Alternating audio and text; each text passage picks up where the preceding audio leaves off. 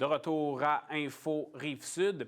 Récemment, la ville de Longueuil informait Info Rive-Sud que le financement de 1,3 million de dollars qui avait pour but de répondre aux besoins des personnes en situation d'itinérance vivant dans des carrements, ça s'est terminé donc le 31 mars dernier après avoir financé certains projets des organismes communautaires et du CIS de la Montérégie-Est. Donc, avec la fin des mesures hivernales et l'arrivée du printemps, on observe un retour vers les campements chez les personnes itinérantes. Parlons justement de la situation de l'itinérance sur la Rive-Sud avec Gilles Beauregard. Il est coordonnateur de la table Itinérance Rive-Sud. Bonjour, M. Beauregard. Bonjour, Olivier. Donc, j'en parlais, donc la fin des mesures hivernales, la fin des haltes chaleur sous le pont Jacques-Cartier là, à Longueuil, c'était le 25 avril dernier. Donc, inévitablement, j'imagine que ça mène à un retour peut-être des gens à dormir, surtout dans des campements. C'est ce que vous observez aussi? Je vous dirais qu'on est en mode...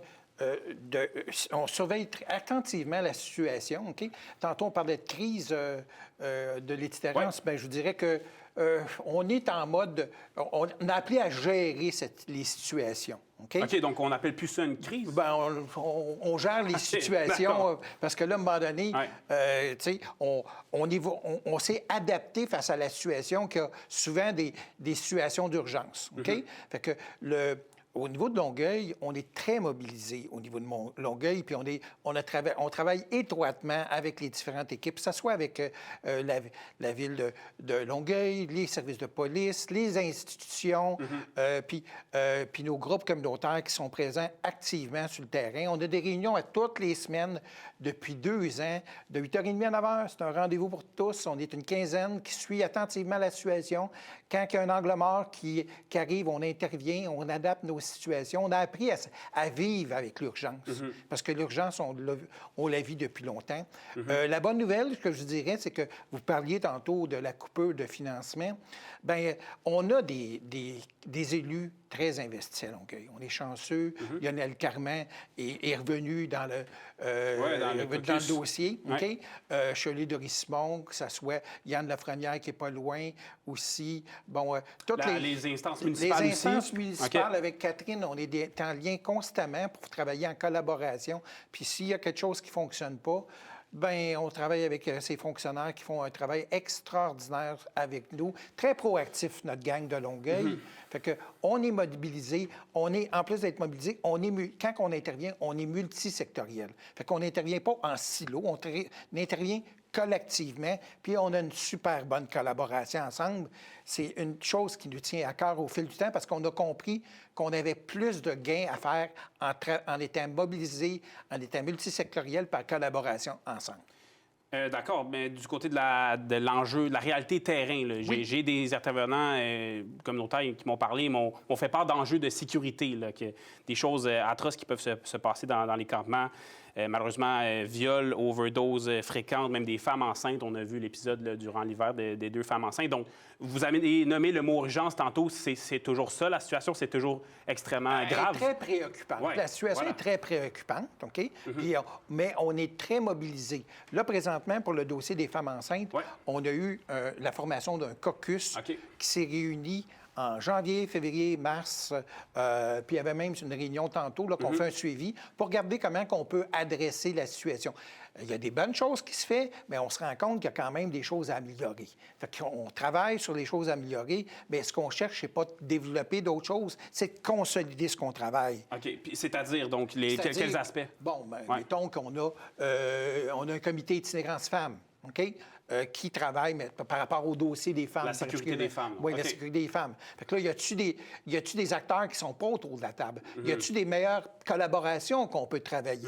Mais c'est clair que ces comités-là ont une bonne fonction, puis on essaye de quand même s'ajuster. On est, le comité du mercredi est là pour créer des vigies, pour essayer de voir ce qui se passe sur le terrain. Puis, bon, au niveau des situations particulières que sur le terrain, je dirais qu'on est très préoccupé et très attentif, puis on intervient rapidement. Parce qu'il y a des choses il faut faire la part des choses. Des fois, il y a des situations qui arrivent, puis il y a des situations que, c'est pas tout à fait ce qui arrive. Fait qu'on essaie de mieux comprendre pour mieux intervenir. La situation des campements, on a parlé de Longueuil, mais est-ce que c'est dans d'autres villes de la Rive-Sud aussi? Bien, c'est partout sur Partout? la Rive-Sud. On a autant à Saint-Hyacinthe, à Sorel, du côté de Saint-Jean, beaucoup du côté de Saint-Jean. On a aussi des enjeux du côté de Châteauguay. OK. Mais au niveau de la tierce, on se préoccupe plus de l'agglo d'Ongueuil. Voilà. Bon, là, il nous reste quelques temps pour nous parler plus des besoins actuels au niveau des organismes communautaires en itinérance. Certains organismes comme la Halte du Coin m'ont mentionné là, dernièrement qu'ils devraient procéder à une réduction de services, accueillir moins de gens dans leur service d'hébergement. Est-ce que c'est quelque chose que vous observez du côté de la table, un manque là, au niveau des besoins? Là? C'est sûr qu'au niveau des besoins, la plupart de nos ressources sont pleines. Ou la liste d'attente, il y a une liste d'attente. Fait qu'on essaie de trouver des façons d'augmenter l'offre de services au niveau d'urgence. Mais il y a quand même des beaux projets qui s'en viennent. Là. Il y a un projet sur Coteau-Rouge, un projet d'un 30 logements qui arrive Logement avec social, donc, du logement social. On a aussi un autre projet qui est porté par la CASA aussi, qui va arriver bientôt. Fait que c'est, puis il y a une volonté aussi du côté de la Maison de la Paix aussi d'augmenter la capacité présentement au niveau du nombre de lits pour les femmes. On en a 4. Puis les gens de la Maison de la Paix sont bien investis pour créer une offre de services plus adéquate, spécifiquement pour les femmes, parce que c'est là, à un moment donné, qu'on est à peaufiner nos interventions. Il y a quelques années, on n'avait pas de service adapté à la clientèle. Là, on offre un inventaire de services plus adapté. Fait qu'on est arrivé avec un projet pour les femmes, spécifique pour les femmes, parce qu'on ne veut pas les voir nécessairement dans des hébergements d'urgence. On veut les voir dans une situation où ils vont se côtoyer mutuellement, puis que ça va être moins difficile, parce que ce n'est pas des endroits faciles, les hébergements d'urgence. Exact. Merci beaucoup pour vos explications, vos éclaircissements. Monsieur Gilles Beauregard, vous êtes coordonnateur de la table itinérance Rive-Sud. Merci beaucoup. Merci beaucoup, M. Prince. C'est donc complet pour l'émission. On se retrouve pour la prochaine, mercredi 17h. C'était donc Info Rive-Sud. À la prochaine.